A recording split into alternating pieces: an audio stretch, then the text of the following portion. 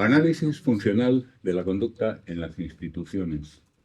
En realidad esto es un poco un préstamo, en el sentido de que el análisis funcional no está diseñado para esto, pero es una muy buena herramienta para analizar estructuras de contingencias, fijaos, con independencia de qué organismos, entidades, humanos o no, sean sometidos a esas contingencias. Porque podemos predecir muchas cosas de cómo funcionarán esos organismos una vez introducidos en esos ambientes a partir de estas estructuras de contingencia. Vamos a ver simplemente un par de ejemplos. Esto es bastante sencillo. Para la complejidad y la dificultad, y a veces incluso el intríngulis de algunos de los casos que hemos visto. Hacia el final de cada cuatrimestre, la Universidad Catatónica de Ayusolandia envía encuestas a los alumnos sobre el desempeño docente de los profesores que han tenido. Hay otras universidades que tienen costumbres muy extrañas. Oficialmente, los resultados de las encuestas son secretos, solo conocidos por los directores de los departamentos y otras autoridades académicas. No son públicos. Los profesores que obtienen malos resultados en las encuestas no reciben por ello ningún tipo de penalización ni desventaja. Los profesores que obtienen buenos resultados en las encuestas no reciben ningún beneficio o ventaja. Complementos salariales, venga, ya estamos locos. Puntuación para promociones o años sabáticos. Elección de horarios o asignaturas. Nada de eso. Nada, tampoco. Sucede que en esta universidad, evidentemente imaginaria y muy distinta de la nuestra, los profesores obtienen los mejores resultados año tras año. Los mismos. Y los mismos profesores repiten los peores resultados también, sin que ello repercuta para nada en sus condiciones de trabajo, en su retribución. No hay efectos, no hay... pasa nada.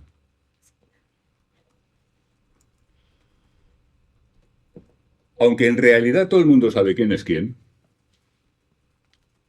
en cuanto a quiénes son los profesores que están teniendo buenos resultados y quiénes no, todo lo contrario, es un tema tabú institucionalmente. En nuestra universidad hubo un tiempo en que hacíamos estas cosas. Y me acuerdo una vez de una reunión de la Comisión de Ordenación Académica, que no tengo ni idea por qué estaba yo allí, porque nunca he sido... creo que iba a sustituir a algún compa. Y entró una vicedecana novata y dice, bueno, vamos a ver, tenemos un problema porque todos los estudiantes quieren ir con esta profesora y nadie quiere ir con este profesor. Era como... Es como si hubiera dicho, esta mañana el decano se ha comido a un niño y luego se ha follado a su esclava negra. O sea, absolutamente escandaloso, tabú. Pero bueno, en nuestra universidad esto solamente fue anecdótico. Estos tienen un problema estructural. Ya sabéis. No se puede decir que hay profesores que tienen más demanda por parte de los estudiantes, que no se puede decir. Pero es indecoroso, es inmoral. ¿Vale? Las autoridades académicas están preocupadas por la escasa participación de los estudiantes en las encuestas, que rara vez alcanza el 10% y a menudo se queda muy por debajo. De tal manera que ni siquiera se puede sacar ninguna conclusión. Porque en la gran mayoría de las encuestas, lo que es evidente es que han contestado 4 haters y 3 fans. Se acabó. Y los estudiantes normales no han contestado. ¿Entiendes? El fan siempre va, el hater no. Por supuesto. Pero eso es todo. Vamos, la impresión. Las autoridades académicas han intentado que los profesores animen a los estudiantes a participar. Tampoco han tenido mucho éxito en eso. Esto es gracioso. Venga, que los estudiantes participen. Y a mí que no me da. Si me va a salir mal, no quiero que participen. Si me va a salir bien, me va a dar igual. ¿Para qué voy a animar a nadie a nada? Hombre, esto es de cajón, de sentido común, no hace falta análisis funcional de nada. ¿Veis la cosa?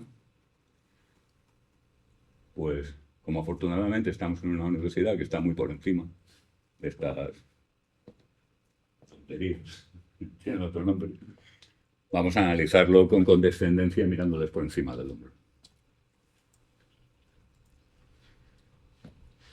Estructura de contingencias. Recordad, no quiero aquí que analicemos el comportamiento de un profesor determinado, de un director de departamento, de un decano, no.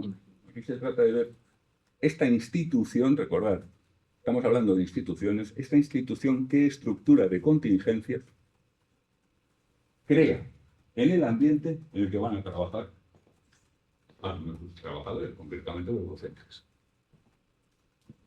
¿Vale?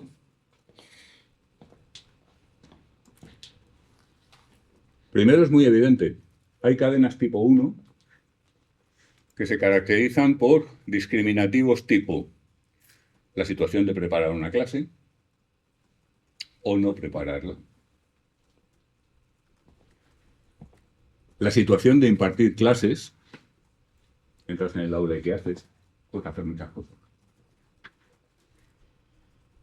La situación de tutorías. Todos lo habréis experimentado. Pues hay veces que te sientes mejor atendido que otras. ¿O no? Hay veces que te sientes muy bien atendido y hay veces que te sientes como, estoy aquí molestando, sáquenme de aquí. Porque así te lo transmiten, claro. Pero la conducta, que es en este caso del profesor, está discriminada por la situación de tutorías y es la que da lugar a que en el estudiante, que en este caso no es nuestro sujeto, puedan aparecer este tipo de reacciones o de impresiones o de valoraciones. Correos de los estudiantes. Un mito entre el profesorado. Pues estoy confesando un secreto que quizá no debería haber revelado. Bueno, quitarle el vídeo. Ese tipo de discriminativos tenemos. Vamos a ver que no conseguimos construir la cadena. Conductas. Usar PPTs de años anteriores. Hablar se entienda o no. Yo cuento mi rollo, si te enteras bien, y si no, también. No voy a leer feedback, que eso es muy cansado. Que además los estudiantes son muy cansinos porque es que te dan feedback o no te lo dan, te ponen cara de póker, ponen cara de que están entendiendo y no están entendiendo, voy a ponerle aquí a hacer. Anda, que ver. Yo largo mi historia, el que saque algo bien y el que no, a la calle a tocar el saxofón. Eludir a los estudiantes. Hasta por los pasillos. Por supuesto, no contestar correos. Es decir, pues se me ha perdido. No lo he recibido. Lo has debido mandar a la dirección incorrecta. Si es que llega la ocasión. Pero de entrada no. Oye, profe, que tengo un problema con esto, ¿qué tal? Joder, ¿le voy a volver a explicar esto? Adiós. Bye, bye. Todo este tipo de conductas probablemente pues no dan lugar a que un profesor sea particularmente bien valorado. Supongo, no sé, vosotros tenéis la última palabra, sois lo... Pero son conductas de bajo coste.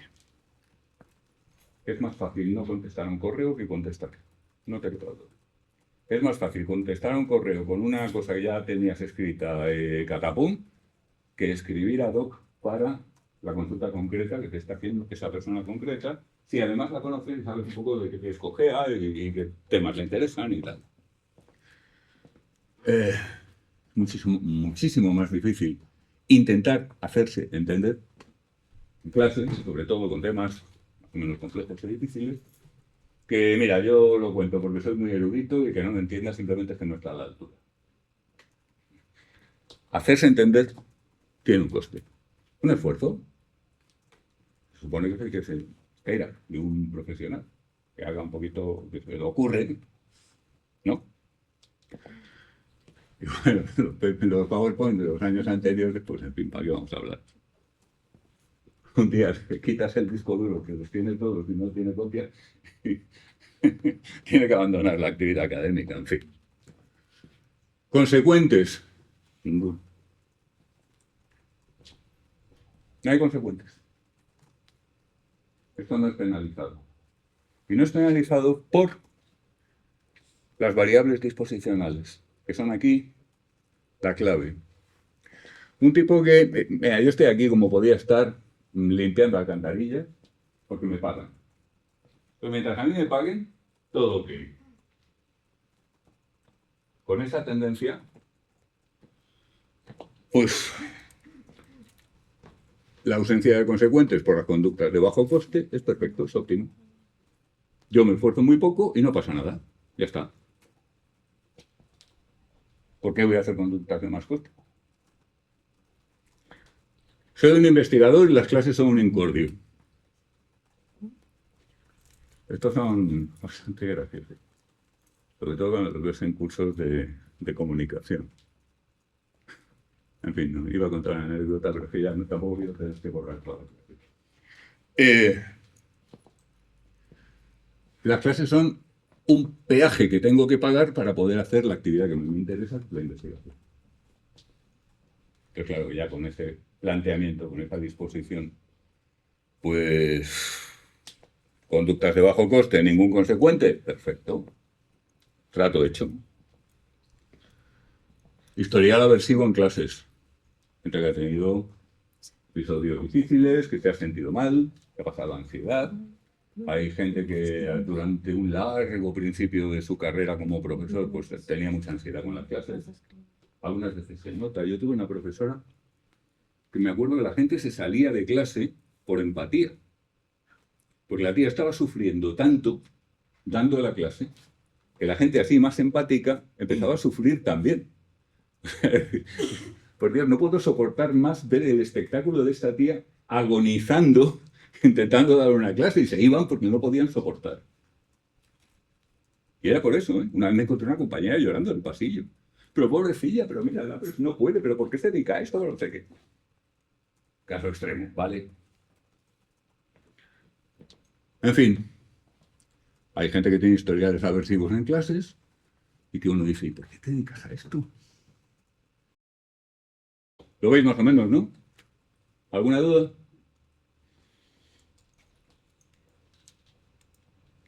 Cadenas tipo 2. Bueno, en realidad, fijaos, la anterior, como no hay consecuente, ni siquiera es una cadena. No está completa. Podemos pensar que en la anterior, bueno, de la anterior, podemos pensar aquí en otro consecuente que sería ganar tiempo para otras actividades. En algunos casos posiblemente opere. Y ahí sí tengamos un reforzador para estas actividades, estas conductas, que de todas formas no necesitan mucho reforzador porque son conductas de bajo coste, que son las conductas que hacemos sin que nadie nos las refuerce. ¿Pues no nos cuestan? Sí. Voy.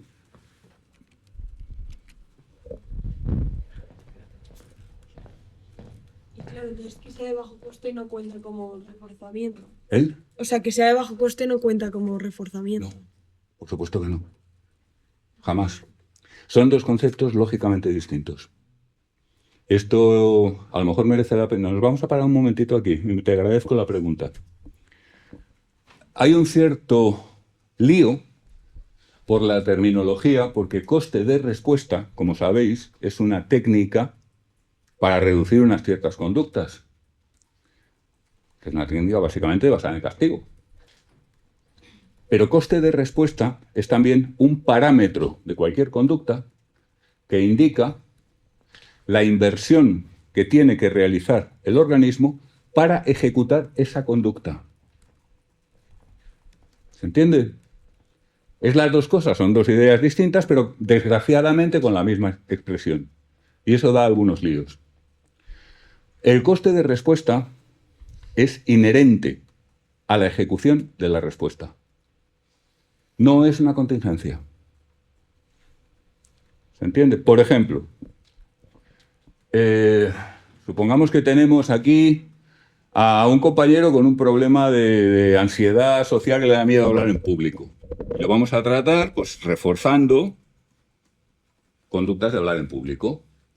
Entonces, cuando él habla en público, hace una pregunta, hace una intervención, los demás compas, guau, muy bien, tal, no sé qué, y el profesor le damos consecuentes tratando de reforzar esa conducta.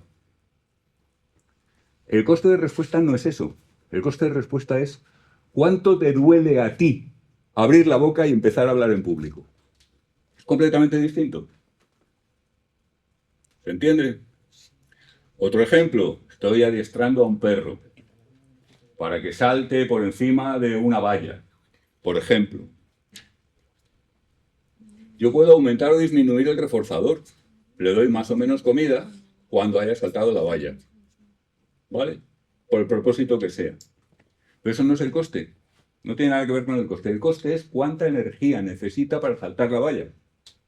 Y si yo quiero cambiar el coste, lo que hago es subir la valla o bajarla. ¿Lo veis? Sí. Pero... Claro, es que a lo mejor le lo has dicho y no me estoy enterando yo bien, pero... A tú cállate que te da miedo hablar en público. Pero entonces, o sea, esto que está haciendo yo ahora mismo de hablar en público, el coste de... Bueno, el coste tiene que ver con lo que yo perciba, o sea, cómo perciba yo la recompensa, digamos. No. O sea, porque... No. Tiene que ver con lo que te cuesta hacerlo. Vale. Y además esto no es en público porque estamos en familia. No. Pero ya me entiendes, sí, no, buena pregunta. No tiene lo que mejor ver ni detrás de la cómo, valla- cómo percibas la recompensa, ni lo que esperes de la expectativa de reforzar, nada. Vale. Tiene que ver con lo que te cuesta a ti hacer eso. O sea, cuánta energía necesita el perro para saltar la valla a la altura que se le he puesto. Y luego ya tendrá un reforzador, no lo tendrá más grande, lo tendrá más pequeño. Vale. Son dos cosas distintas. El reforzador es posterior y es contingente, esta vez en el sentido filosófico de siempre. ¿Puede ocurrir o no? El coste de respuesta es inherente. Si tú haces esa respuesta, ese coste, lo tienes que pagar. ¿Sí? Y en este caso de coste de respuesta sí que juegan un papel esencial las disposicionales, ¿no? O sea, como seas tú, te va a costar más o menos. Por supuesto. Por supuesto. Lo que tiene un coste enorme para ti puede tener un coste muy bajito para él. Vale. Y regular para el otro. Así sucesivamente, claro.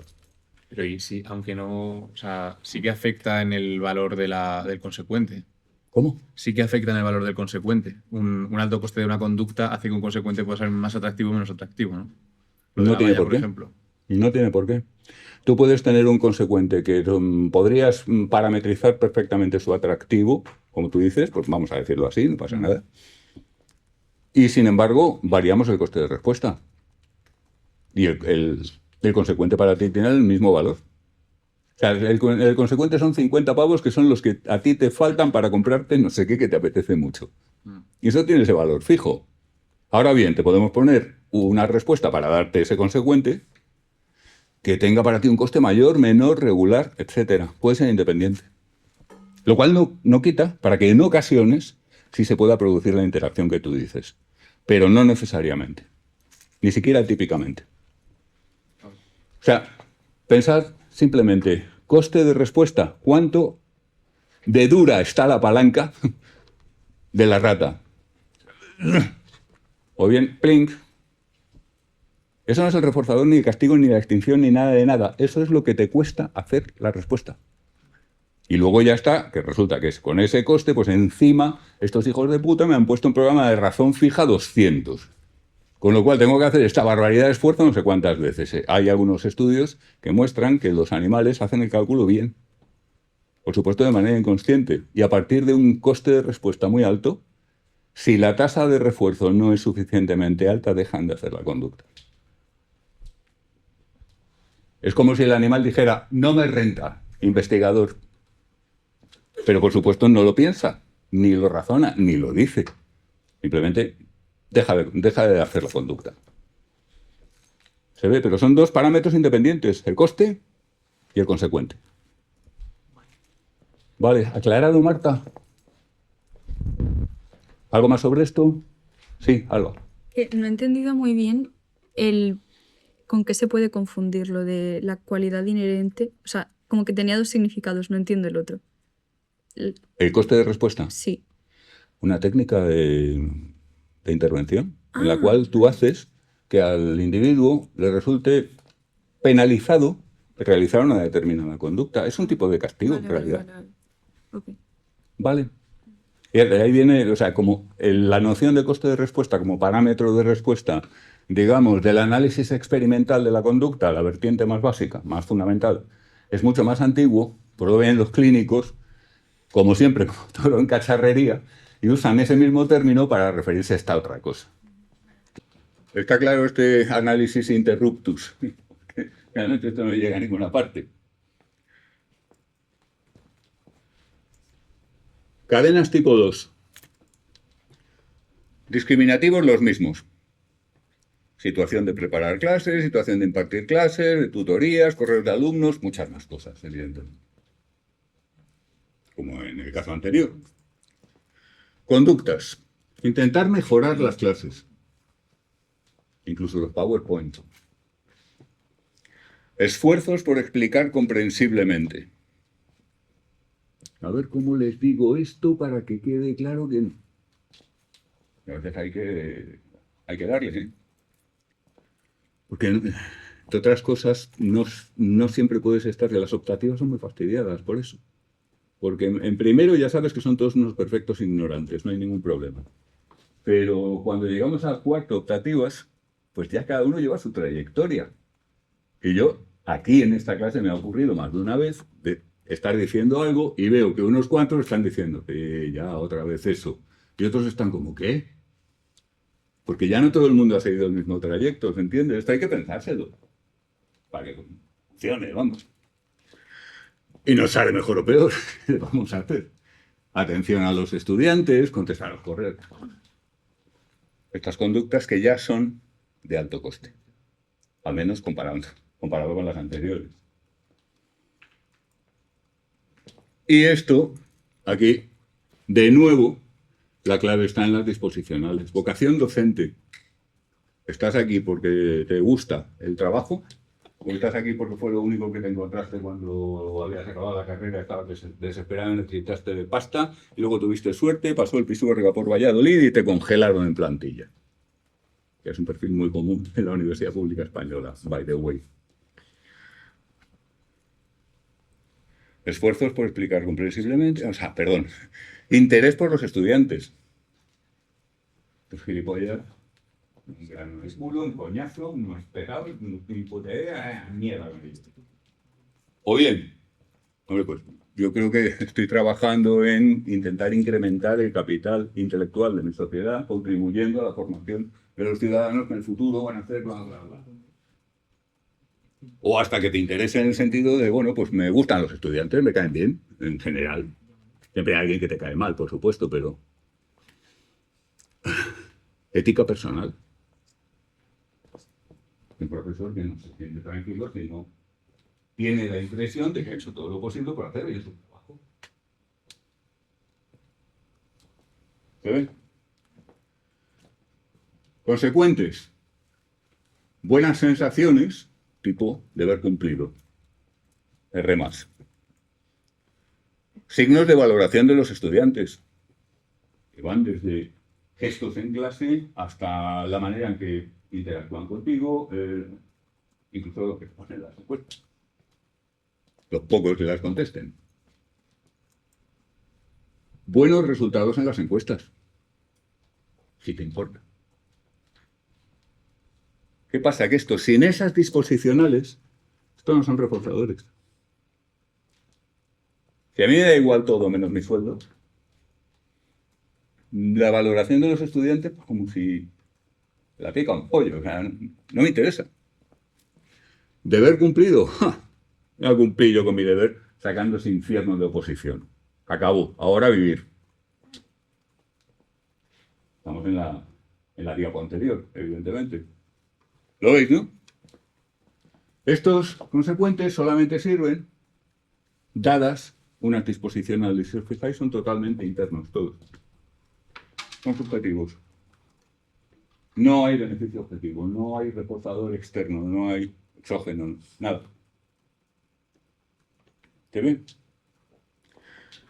Entonces, claro, nadie tiene muchos motivos para contestar a las encuestas. Los estudiantes saben que esto no va a ninguna parte. Y los profesores saben que no va a ninguna parte y a algunos además les parece muy bien que no vaya a ninguna parte. Porque, oye, yo no salgo muy bien parado. Entonces, pues, que contesten pocos y que no haya validez estadística. Mejor. ¿Se entiende? Así que la Universidad Catatónica de Ayusolandia lo tiene muy mal montado. Deberían venir aquí a preguntar de nosotros. ¿Lo veis? ¿Alguna duda? Ahora acaban de poner las encuestas en marcha, me parece. Las nuestras tienen otros problemas. No sé si lo habéis fijado. Sí, Lucía. Para que ocurra reforzamiento negativo, ¿se tiene que haber experimentado esa situación aversiva o no? O sea, por ejemplo, que el consecuente sea una mala valoración en las encuestas y que el docente pues, se esfuerce en hacer bien las clases para librarse de eso. ¿Tiene que haber recibido esa mala valoración o...? Puede haberla anticipado cognitivamente, sin necesidad de haberla recibido. Es que aquí siempre estamos entre... O sea, aquí estamos en la frontera con el análisis por incentivos, que en realidad es mucho más apropiado para este tipo de cosas. Pero como estamos en análisis funcional, estamos haciendo esta versión. No es necesario experimentar la mayor parte de las cuestiones de carácter aversivo para que luego su eliminación o interrupción pueda actuar como reforzador negativo. No es necesario. La inmensa mayoría de las cosas que tú evitas que te caiga un pedrusco encima, nunca te ha caído un pedrusco encima de este tamaño. Sería la primera y la última vez. Pero tú puedes razonar que en esta obra las medidas de seguridad, no sé qué tal, y eso puede llevar tu conducta por otros derroteros. O sea, uno de los puntos más complicados del vínculo entre el análisis funcional de la conducta aplicado a humanos y lo que sabemos de psicología del aprendizaje en el laboratorio, es decir, el análisis experimental de la conducta, es precisamente este. ¿Cómo se puede aprender por refuerzo? ¿Cómo se puede aprender por castigo? Si solamente ha habido un caso, o incluso ninguno. O han estado tan espaciados. O sea, si os acordáis, alguien colgó, me parece que fue Raquel, unos vídeos muy salados de aprendizaje por refuerzo en sistemas de inteligencia artificial, que son así muy sencillitos y tal.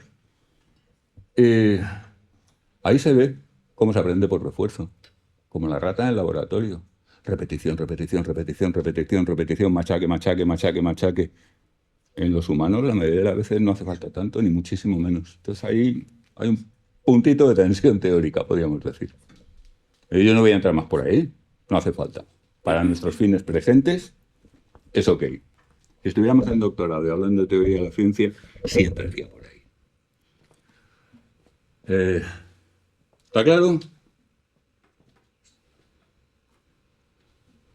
Problema de nuestras encuestas, no sé si os habéis fijado.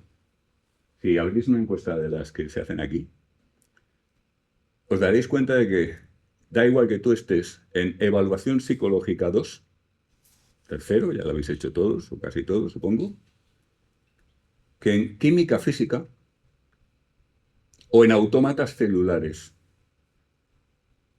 ingeniería informática, o en catálisis no enzimática, o en... O sea, hay pocas preguntas que se le puedan hacer a un estudiante que sirvan para gente que está haciendo cosas tan diferentes, incluso sin salir de la facultad. Las dos optativas que yo doy ahora mismo, que son esta y ciencia cognitiva y conducta, pues ciencia cognitiva y conducta es absolutamente teórica. No importa un rábano cómo funciona la gente en las clínicas, no vamos a eso. Estamos hablando de psicología científica en un plano más abstracto. Lo que puede hacer buena esa asignatura, como se dé, o mala. Y lo que puede hacer buena o mala esta asignatura como ustedes son cosas completamente distintas. ¿Entienden? Pues no, esto es todavía más. Ni siquiera en psicología, en todo el campus. Económicas, derecho.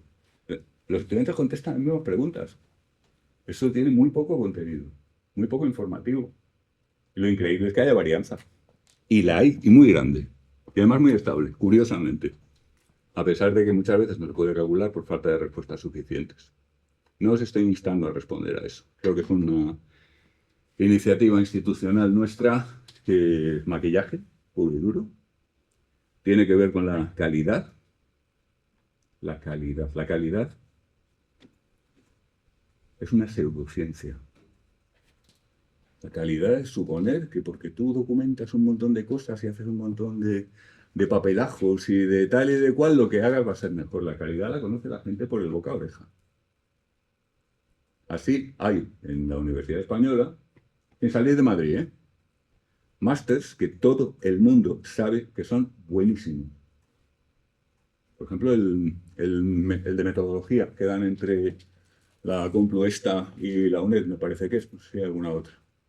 Si todo el mundo sabe que es un pedazo máster.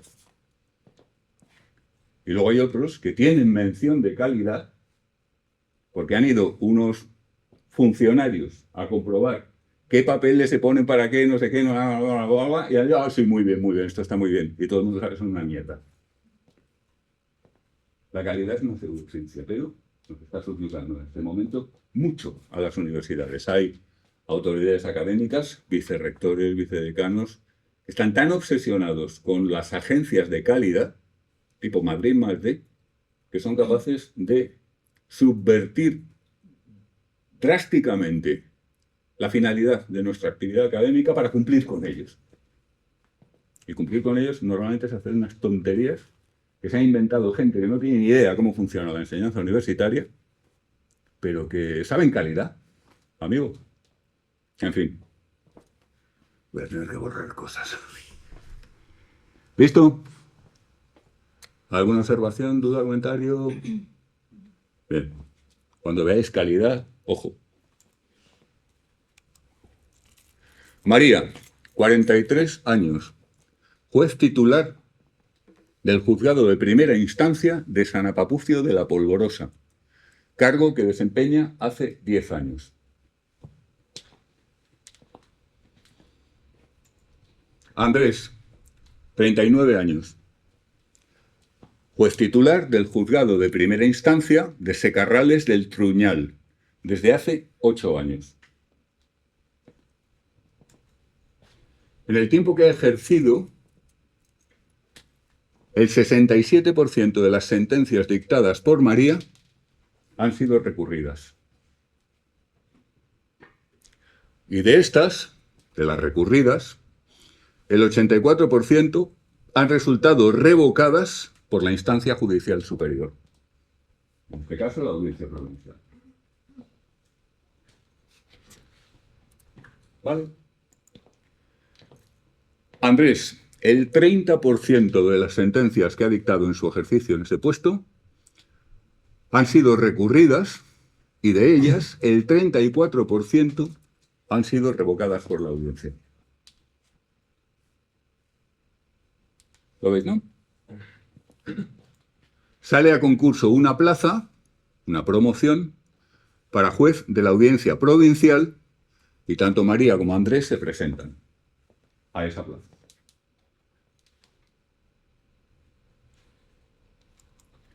La plaza la gana María en atención a su mayor antigüedad y a su condición de mujer. ¿Lo veis? Atención a los indicadores de rendimiento. Cuando a un juez se le recurre una sentencia, significa que el abogado o el equipo de abogados del recurrente entiende que la sentencia tiene suficientes puntos débiles para que merezca la pena intentar darle la vuelta. Son juristas también, son letrados. No es el ciudadano por ahí que a lo mejor es un ingeniero y no tiene idea de derecho, no. Le voy a decir, "Ah, mira, esto lo recurrimos y lo ganamos en la audiencia. Con una probabilidad, por supuesto. Pero claro, que te estén recurriendo sentencias indica que todo el mundo está viendo debilidad en tus sentencias. Gente competente, los abogados. En el caso de María, el 67% de las sentencias dictadas han sido recurridas, más de la mitad. Y de las que han sido recurridas, la grandísima mayoría han sido revocadas por la... O sea, da la sensación de que probablemente no eran muy buenas sentencias, no eran muy sólidas. ¿Entiendes? El caso del otro, bueno, pues 30% han sido recurridas, una de cada 3 aproximadamente. Y de esas, una de cada 3, de nuevo, han sido revocadas por la audiencia. Es un resultado muchísimo mejor. En términos, digamos, de productividad jurídica. En términos de qué tal es... O sea, antes hablábamos de qué tal son las clases y de qué tal son los profesores. No, estamos hablando de qué tal lo hacen los jueces. ¿No? Bueno, el análisis es idéntico al anterior. Para un juez hay conductas de bajo coste, están encaminadas a generar una sentencia con el mínimo esfuerzo. Probablemente algunos ya han argumentado que te diga saco. ¿Cuándo tiene nada de malo en principio? Pero eso es reducir coste. Copiar sentencias anteriores. Leerse en diagonal las documentales, las pruebas documentales, las transcripciones, las testificales. Es decir, estudiar poco el material de que dispone para llegar a un fallo. ¿Se entiende? ¿Qué pasa por eso? Nada. Probablemente muchas de sus sentencias son recurridas y revocadas. Pero no pasa nada. No hay consecuencias. Recordad que hacer una buena sentencia o dar una buena clase no está en nuestra mano, no es un operante. Que tantas veces hemos comentado. Pero hacer las conductas que hacen más probable que des una buena clase o que hagas una buena sentencia, eso sí está en nuestra mano. Y esas conductas son de las que estamos hablando. ¿De acuerdo? Evidentemente, si el señor se trabaja más las sentencias, estudia más detalladamente la documentación del caso, cuida más la redacción y los fundamentos de derecho, la vinculación de los hechos del caso con las leyes. Si lo hace más, se lo trabaja bien, pues tiene más posibilidades de hacer sentencias que el abogado del otro le diga, oye, mira, esto no lo vamos a recurrir, pues lo perdemos seguro y además hasta puede que te condenen en costas y va a ser peor. Vamos a aceptarlo y ya está. En prevención de males mayores. Y luego resulta que incluso de los que se lanzan y recurren, hay muy poquita gente que tenga éxito en el recurso. Pero bueno, pues aquí podemos estar hablando de una productividad jurídica mayor. Sin embargo, las plazas se dan en función de la antigüedad fundamentalísima y de cosas más o menos circunstanciales, como, bueno, ahora que queremos promocionar, el de las mujeres se les da ventaja porque sí en todo. En este caso es bastante absurdo porque ya hace muchísimos años que de los jueces españoles hay una mayoría clara de mujeres. No es aquello de decir, pues son ingenieros, entonces hay que sacar de aquí ingenieras como sea, que ya es espurio como propósito. Pero es que en este caso ni siquiera. ¿Se entiende? Que hace muchos años que en la carrera judicial hay mayoría de mujeres, pues como en medicina, aproximadamente, por cierto. ¿Vale? Mismo análisis. Las contingencias son paralelas a las del caso anterior. Las conductas de bajo coste que tienden a producir bajo rendimiento no tienen consecuencias. Si tú has hecho la sentencia mirando aquí, boom, boom, boom, boom, y mientras está jugando con el niño y... Para la sentencia igual te sale mal, pero no pasa nada. No altera, por ejemplo, tus posibilidades de obtener una promoción. Las conductas de alto coste que tienden a producir buen rendimiento, lo mismo de antes, no tienen consecuencias objetivos. Tienen reforzadores internos endógenos, completamente dependientes de las disposicionales. Es decir, si al juez le importa hacer las cosas bien por prurito personal, por ética, por lo que sea, que entonces le van a funcionar estos reforzadores internos de, bueno, es una buena sentencia, a nadie se le ha ocurrido recurrirla y si se le hubiera ocurrido, vamos. Pero este tipo de reforzadores no funcionan si estas disposicionales no son apetitivas. Los sucesos apetitivos que están en ese ambiente, recordad que estamos analizando las contingencias de un ambiente, no la conducta de un individuo particular. No son contingentes con ninguna conducta. Son contingentes con características pues, como la antigüedad o el sexo. O algunas otras que podría haber. Esto desgraciadamente es bastante real. Desgraciadamente porque así nos va.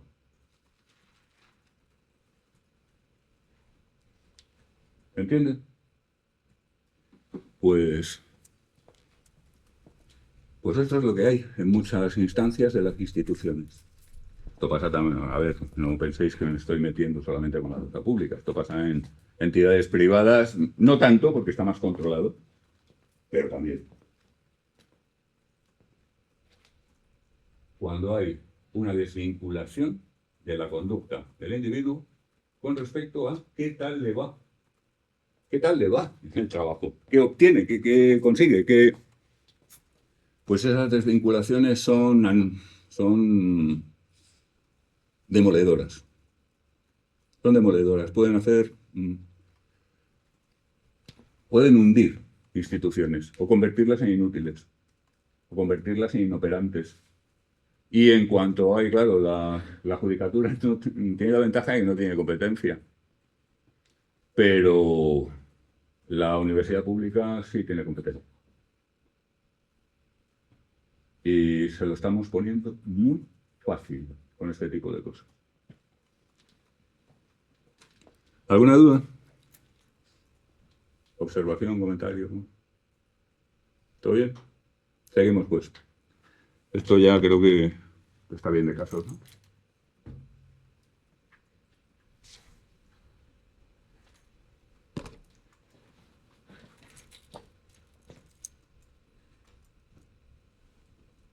Texto del foro. ¿Algún comentario suelto ya para acabar con esto? Bueno, acabar. Clientes, pacientes, psicología mercantilista. Puesto originalmente por Diego. Y algo discutido posteriormente. ¿Clientes o pacientes? ¿Vosotros quiénes decís clientes? Levantad la mano, por favor. En clínica, vamos a suponer que estamos en clínica, ¿vale? ¿Clientes o pacientes? ¿Clientes? 1, 2, 3, 4. Yo es que no he tenido clientes ni pacientes, entonces todavía no sé, vale, ok. Pacientes. Más bien mayoría. Guay. ¿Por qué? Fijaos que mi conclusión va a ser que da igual. Como si los queréis llamar tetrabullos. Es una palabra. Ya hemos hablado algo de palabras aquí. Y yo creo que hemos tratado de poner de manifiesto que hay veces que usar una palabra u otra, pues demasiadas veces, no tiene importancia.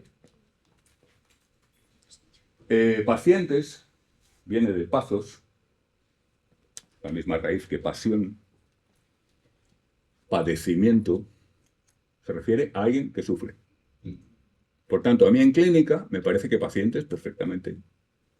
Porque yo simplemente estoy hablando de una persona que lo está pasando mal. ¿No? Pero bueno, que a mí es que no me gusta eso porque me suena a médicos. Muy bien, vale, de acuerdo, te suena a médicos. ¿Y qué tienen mal los médicos? Porque son muy buenos. Pero en fin.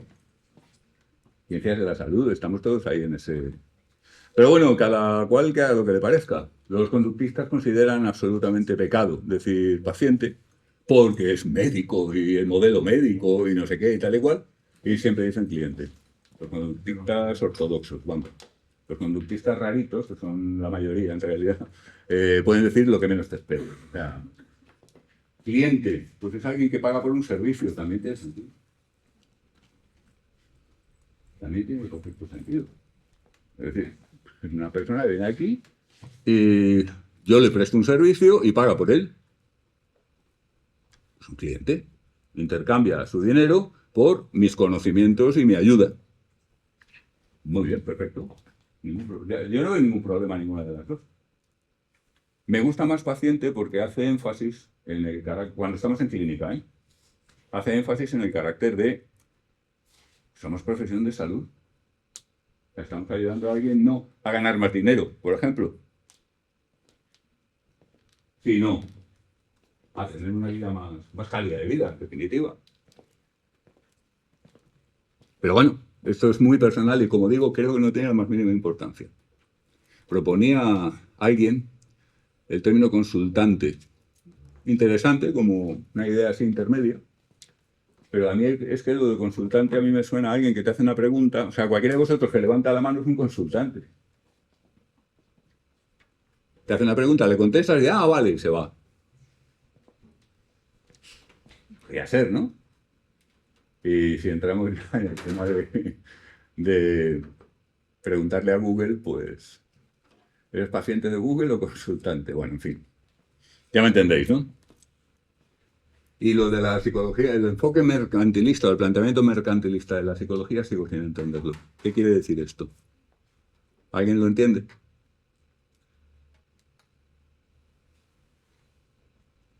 Pues lo primero es, a ver, la psicología, como cualquier actividad profesional, tiene unos costes que hay que cubrir. Y alguien los tiene que cubrir. Y ya está. Porque si a alguien se le ha pasado por la cabeza, o sea, vosotros estáis aquí pagando matrícula año tras año, matrícula, etcétera, etcétera, etcétera, etcétera, torturas en Renfe, chapas que os damos los profes, etcétera, para luego salir y ser voluntarios. ¿O pretendéis ganaros la vida con vuestro conocimiento, vuestras técnicas y vuestra habilidad? ¿Y eso es mercantilista? ¿Por qué? O sea, claro que hay mercado, por supuesto, hay oferta, hay demanda, hay gente que tiene más éxito y menos, pero no he acabado de entenderlo. Si alguien tiene una explicación clarita para tontos de la generación X que se pueda pillar, le agradeceré muchísimo que la ponga en el foro. Porque desde luego lo que es una absoluta locura es que estemos haciendo todo esto para regalar algo.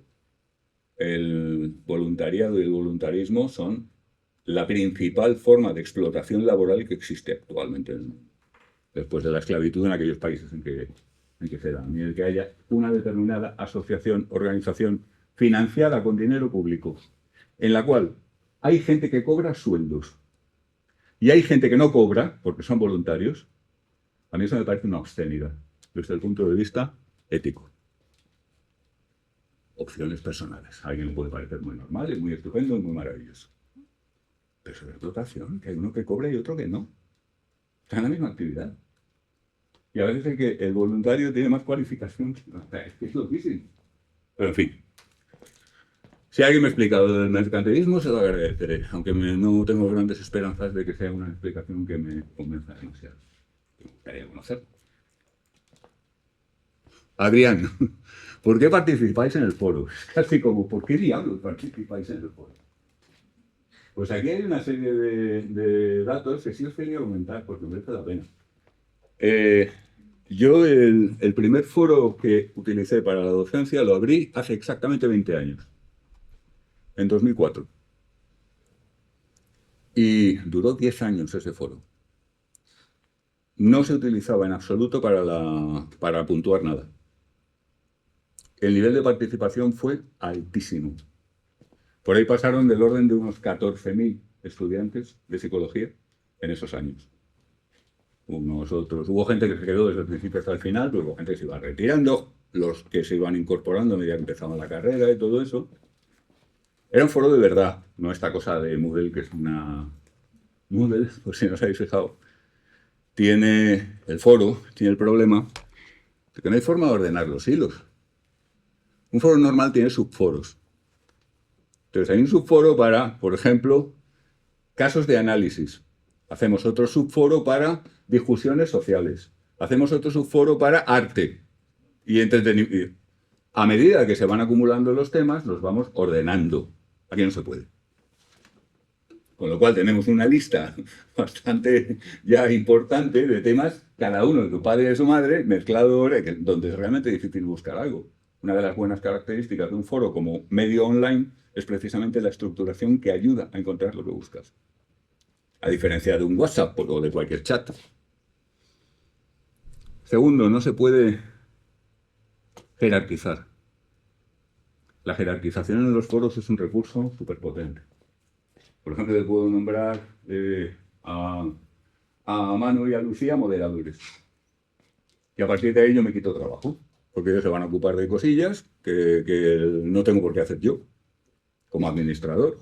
El administrador es el supremo del foro, que lo ha creado normalmente. Pero luego puede haber submoderadores que trabajan. Claro, estoy hablando ya de un foro muchísimo más grande de lo que podría salir en una asignatura, evidentemente. ¿Se entiende? El foro dura lo que queramos que dure. Este foro va a morir, si no lo matamos antes, en julio. Creo que ya os comenté que hubo un año, hace poco, en 2019 o 21, que en la optativa de Ciencia Cognitiva y Conducta hubo un chaval que tuvo la paciencia de bajarse el foro entero en PDF y compartirlo. Pues la gente no quería perderlo. Consideraba que ahí había habido una serie de discusiones que consideraban valiosas, interacciones a las que ya les tenían afecto y además es muy buena idea. Pero luego tienes 40 años y te lees eso y te lo pasas bomba. ¿Entiendes? Pero claro, porque este hombre tuvo los santos intestinos de ponerse a hacer esa trabajera. En un foro normal, pues esto dura hasta que se cierre. De ahí que pudiéramos tener un foro durante 10 años en la facultad y además pasando por asignaturas, lo cual además da lugar a experiencias que son muy potentes desde el punto de vista del aprendizaje, porque la gente que entraba en primero muchas veces se asociaba con gente de tercero o cuarto, en plan así, amiguetes y tal, se apadrinaban, lo decían así a veces en broma. O sea, tú estás en primero, eres un pardillo, pero tienes una madrina en tercero que se las sabe todas y te ayuda. Y ese tipo de interacciones eran muy valiosas. Bueno, pues esto es una chapuza, lo que tenemos. ¿Por qué la gente lo usa? Primero y evidentemente porque en este caso se está puntuando. Pero lo que yo tengo comprobado es que incluso foros de Moodle, cuando no se puntúan, la participación también es bastante alta, no tanto, por supuesto. La gente participa más cuando sabe que la actividad en el foro da lugar a una puntuación. Pero no tanto más como uno podría pensar. ¿Se entiende? Entonces, eso sí, una cosa que yo creo que ya decías tú, hay gente que participa de forma... y gente que no, absolutamente no. Hay varios temas ahí que hemos comprobado a base de experimentos casi que han salido naturales. Primero, cuando el foro es anónimo, la participación es mayor. Siempre. Y además hay interacción entre la variable anónimo identificado y la variable sexo. Es decir, la participación de las mujeres sube más cuando el foro es anónimo que la de los hombres. Suben todas. Pero es como la interpretación que me daba una compañera es: las mujeres son más sensibles, por término medio, a la valoración o a la evaluación o al juicio de los demás. No lo sé. Pero lo cierto es que cuando tú haces el foro anónimo, por supuesto ya no puedes calificar, la participación sube. Hubo un año que lo hice anónimo, pero lo califiqué. Y se puede, porque el mensaje era: cuando acabe el curso, tú, si quieres, te identificas conmigo solo, con el profe. Oye, que yo era Pikachu 37, pero en realidad soy María Jesús del Alba. Vale, pues entonces te puntúo tu actividad en el foro. Si tú piensas que lo que has hecho en el foro no merece la pena y no te da igual, pues no te identificas y ya está, y aquí no ha pasado nada. ¿Lo veis? O sea, hay muchísimas variantes de esto Y lo que yo tengo comprobado es que, desde luego, cuando hay puntuación, ese es el primer factor que hace que se participe. Cuando no hay puntuación, se participa mucho, pero bastante, pero no tanto. Y hay una gran diferencia individual, diferencias individuales entre la gente en la proclividad a participar. Hay gente que parece que se encuentra muy incómoda en ese contexto y hay gente que, además, que se nota al escribir, se nota gente que está comodísima haciendo eso. Que lo esté haciéndolo porque le interesa o que lo esté haciendo por obtener, da igual, pero se nota que está cómoda. Lo mismo que pasa cuando alguien expone un trabajo en público. Habréis visto compañeros que están en su salsa y otros compañeros que están pidiéndole a todos los dioses que se acabe esa ordalía cuanto antes, ¿no? Pues esto es un poco lo mismo. ¿Vale? ¿Alguna observación más sobre esto? Bien, ya me contaréis qué tal os parece. Os pasaré una encuesta un poquito más detallada que las que dan aquí. Cancel culture, cultura de la cancelación. Lo habéis tratado de una forma enormemente superficial. La cultura de la cancelación ha hecho que mucha gente pierda su trabajo. No simplemente una influencer que cae en desgracia, una pijada, que no se hubiera hecho influencer. O sea, si te metes o sea, si basas tu vida laboral en una actividad como esa, pues ya sabes a lo que te estás exponiendo. No, pero gente, escritores, periodistas, profesores universitarios. En Canadá, hace unos años hubo un profesor de física que fue cancelado por decir que las teorías científicas físicas de la luz eran superiores a las creencias de los indígenas. O sea, que el Manitú lanza el espíritu de los objetos contra tus ojos y lo ves. Decía, no, las teorías ondulatorias y corpusculares de la luz son superiores a lo de los indígenas. Cancelado, no, despedido. A la puta calle. Por decir algo que es obviamente verdadero. ¿Se entiende? Estamos hablando de ese tipo de cosas. ¿Qué pasa? Que además es muy injusto porque afecta solo a los que son vulnerables. Un profesor, por ejemplo, puede serlo en Canadá. Aquí es mucho más difícil. Para cancelarlos a uno de nosotros, los que ya somos funcionarios, puede que puedan, pero se lo van a tener que currar muchísimo más. En Canadá es donde están más locos con estos disparates moralistas de todo el mundo, con diferencia. Incluso más que Estados Unidos y el Reino Unido, que ya es decir. A esto se le llama cultura de la cancelación, pero es un eufemismo. Esto es caza de brujas de toda la vida.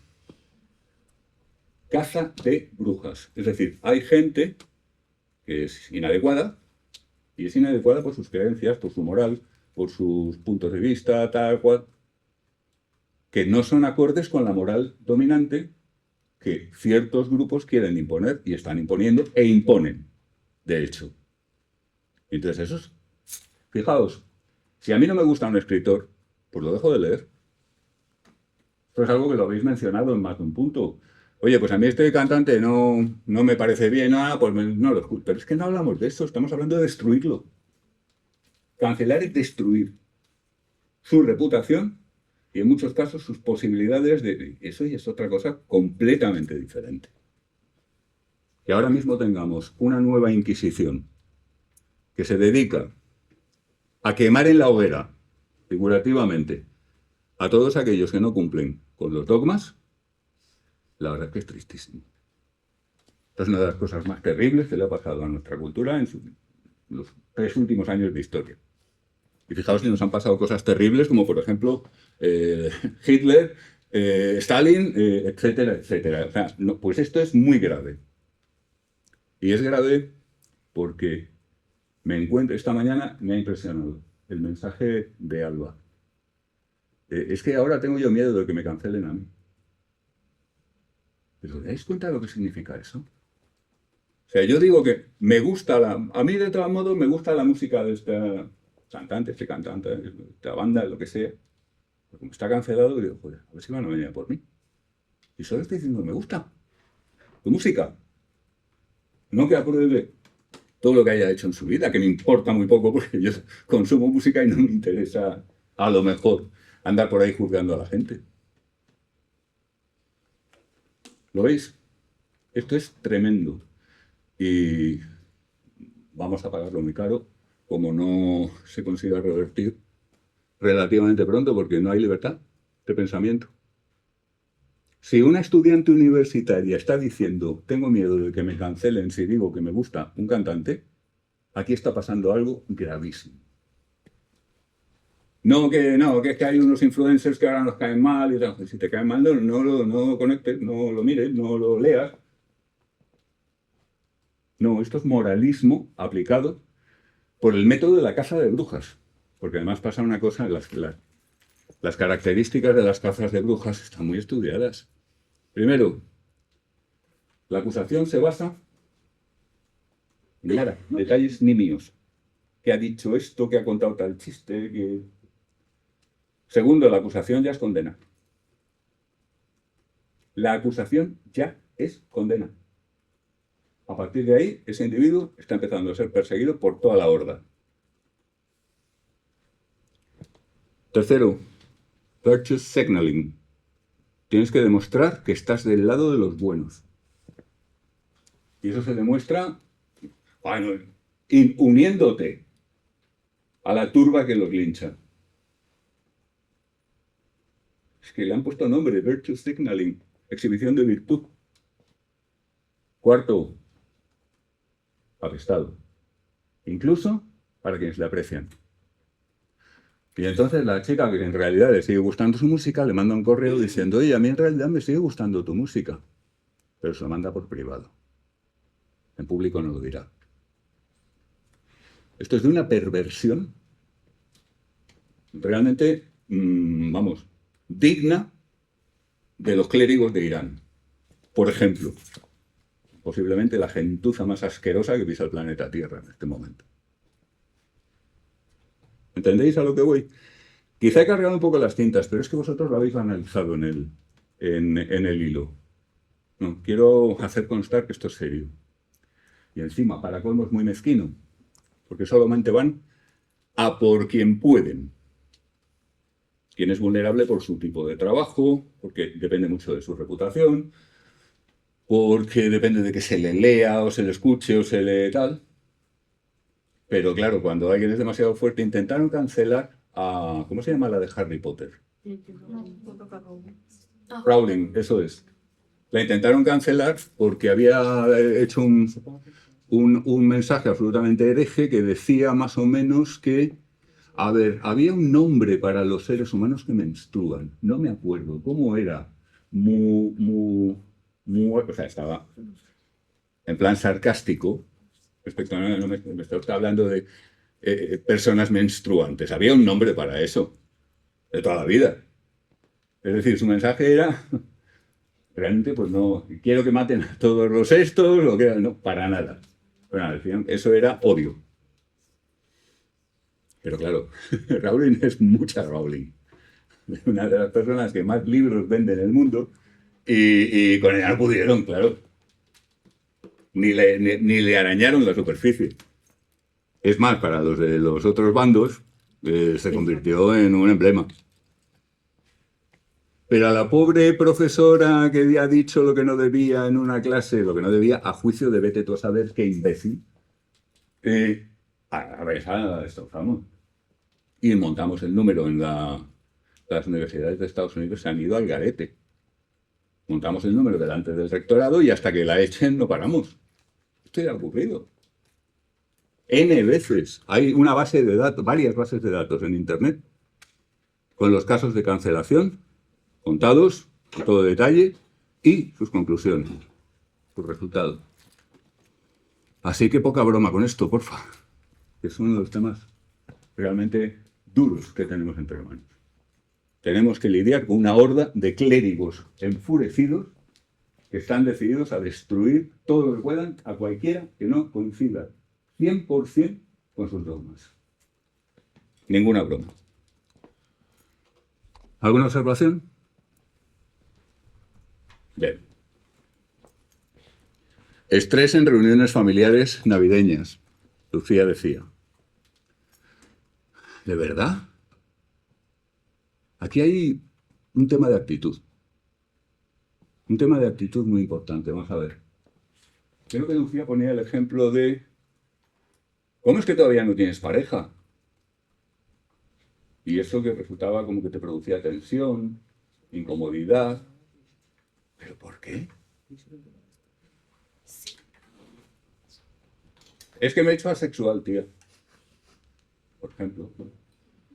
O bueno, sí que tengo, pero no te gustaría. No es humana.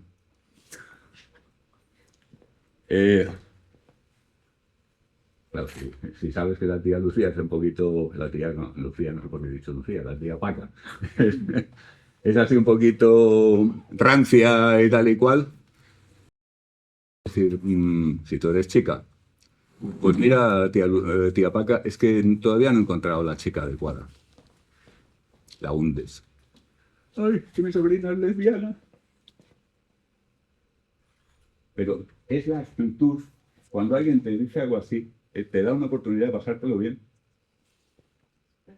Es eso. Lo tenemos muy discutido en otros contextos a propósito de un problema que sale recurrentemente en otra asignatura, que es ¿por qué no nos valoran a los psicólogos? Porque a mí me han dicho, claro, en Navidad también puede pasar, ¿qué? Ya acabas psicología, ¿no? Y pues yo no veo muy bien que eso valga para algo, ¿eh? ¿Os suena? Pero mola mucho más la de vas a tener mucho trabajo, pero yo no voy al psicólogo porque no estoy loco. Sí, sí, pero vamos, que hay muchísima casuística. Lo que cuenta es la actitud. ¿Me estás psicoanalizando? ¿Os han preguntado alguna vez si me estás psicoanalizando? Sí, no, pero te piden que lo hagas. Pero la respuesta es sí. Claro. Y si quieres ya meter el dedo en el ojo, sí, pero no te preocupes que eso no se lo voy a contar a nadie por ética profesional. O bien, sí, pero si quieres que te cuente lo que he encontrado, van a ser 50 pavos. Bueno, venga, 40, en precio de amigo. Pero es una ocasión para divertirte. En muchas interacciones humanas, hablando ya un poco en serio y sin perjuicio de muchos otros ejemplos que se podrían poner, en muchas interacciones humanas, entonces hay que no me juzguen, no juzguéis, no tonterías, ya lo he dicho más de una vez, los seres humanos juzgamos continuamente, sin parar. Entonces, pues tienes varias opciones, 3 concretamente, diría yo, por simplificar. Te puedes poner en el papel del acusado, te puedes poner en el papel del abogado defensor, o te puedes poner en el papel del juez. Y depende de tu iniciativa. Por ejemplo, yo es que eso de la psicología no lo veo muy útil. Y entonces tú puedes entrar a hacer la tontería de sentirte acusado. Pues sí que es útil porque no sé qué. Entonces te empiezas a defender del juez. El otro ha cogido el papel del juez. Pringao. Y tú ahí defendiéndote, patas arriba. O de abogado defensor, dando un paso al lado diciendo, no, la psicología tiene ramas que no, yo soy un pobre clínico de mierda, pero los que hacen cosas que... Patético. Tú tienes que ser el juez. ¿Cómo eres el juez? Yo es que no veo mucho que sirva de algo eso de la psicología. Le miras, le evalúas como un buen juez. Y le contestas, por ejemplo, afortunadamente para la sociedad, que tú veas o no veas el valor de la psicología, no tiene la más mínima importancia. ¿Está? Y no ha sido más grosero que él, ¿eh? No nos confundamos aquí. El que ha empezado ha sido, o sea, tienes que dar el mensaje a tu entorno de que enter at your own risk. O sea, te puedes meter conmigo, pero luego no te quejes. ¿Se entiende? Quedaos con la del psicoanálisis, quedaos con la de la psicología. Lo de las parejas es maravilloso, porque era un juego infinito. Infinito. Es que no, como hemos hecho un proceso químico un poco raro, ahora resulta que estamos embarazadas a medias y entonces pues tenemos que, no podemos estar juntas en el mismo sitio porque se pueden producir... Cuéntalo, la chorrada más grande, o sea, si te he hecho una pregunta que no es amistosa, siéntete libre de destrozar. O más o menos... A ver, Tu abuela, que te quiere mucho y que es muy buena mujer, pregunta, ay, hija, ¿cómo es que no tienes pareja todavía? Vamos a decir, ay, hijo, a un chico, venga, para variar. ¿Cómo es que no tienes pareja todavía? Y tú que la quieres y tal, y mira, abuela, te prometo que cuando yo encuentre a una mujer que sea la mitad de buena mujer que mi abuela, haré todo lo posible por emparejarme con ella y traértela para que la conozcas. Metí una bola, pero tu abuela se queda tan contenta, tú quedas como un señor y mutatis mutandis, pero es la actitud. En esas situaciones nos divertimos, no sufrimos. En estas situaciones sufren los pringaos. ¿Lo veis? Tenéis capacidad intelectual de sobra, seguro, para dar 500 vueltas a todos los cuñados de vuestra familia y a todas las histéricas de vuestro entorno familiar, seguro. Usadlo, pero siempre como juez. Tú estás juzgando si lo que ha dicho el otro lo aceptas, no lo aceptas, lo apruebas, no lo apruebas, lo castigas o no lo castigas. ¿Me entiendes? Es que eso de la psicología, otra. Esta funciona, os la recomiendo especialmente. A mí es una de mis favoritas. Es que dudas sobre la psicología. Es que yo no creo en la psicología. Ah, ¿y en la ley de Jerkes-Dodson crees? ¿Y en el ANOVA no paramétrico? ¿Y en los potenciales evocados promediados? Claro, tienes que escoger bien cosas que sepas que el otro no tiene ni puta idea de lo que son. Entonces, claro, llega un momento, fijaos cómo se invierte el rol. Él ha empezado juzgándote a ti, pero ahora tú le estás juzgando a él. Porque todo el mundo se está dando cuenta de que tú sabes de lo que hablas y el otro no tiene ni puta idea. ¿Se entiende? Si escogéis una lista de términos psicológicos rebuscados, que la gente, vamos, destrozáis a quien queráis. Y no se trata de destrozar por saña o por... No, sino de poner a la gente en su sitio. Porque somos jueces, sí, pero somos jueces benévolos y, sobre todo, elegantes. ¿Vale? Y no se trata de montar una escabechina, de estropear la cena o de... ¿Qué va, qué va? Poner elegantemente a cada cual en su sitio, pero tú como juez. No como acusado ni como abogado defensor de nada. ¿Lo veis? Es un consejo navideño. Haced lo que queráis.